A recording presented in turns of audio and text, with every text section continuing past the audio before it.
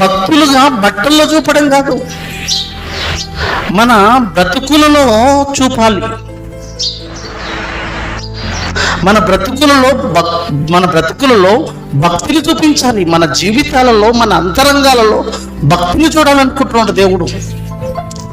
బట్టల్లో భక్తులుగా కనబడద్దు. మన బ్రతుకును చూసి, మన జీవితాన్ని చూసి 10 మంది ఆకర్షించబడాలి, 10 మంది మాదిరిగా నిలబడగలగాలి. అది దేవుడు కోరుకుంటున్న ఆలోచన. దేవుడు కోరుకున్న ఆలోచన ఏంటో తెలుసా?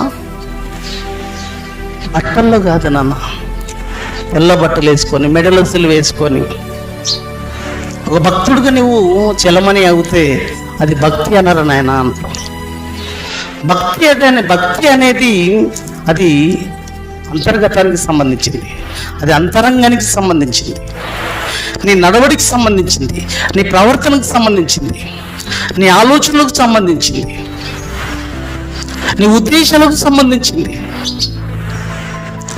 బ్రతుకును బట్టి, నీ ప్రవర్తనను బట్టి భక్తి నిర్వర్తించబడుతుంది, బట్టలను బట్టి కాదు, చేతుల్లో బైబిల్ని బట్టి కాదు.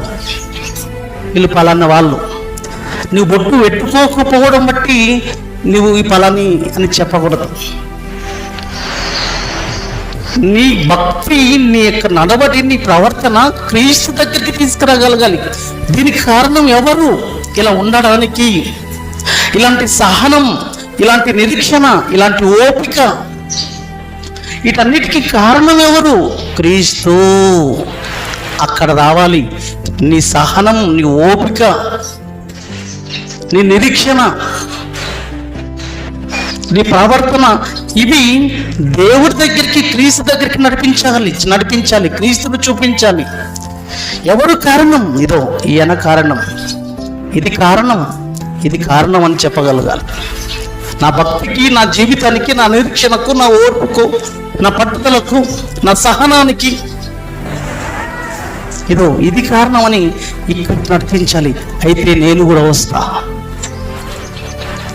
అది ఈరోజు క్రైస్తవ్యంలో కరువైపోయిందండి.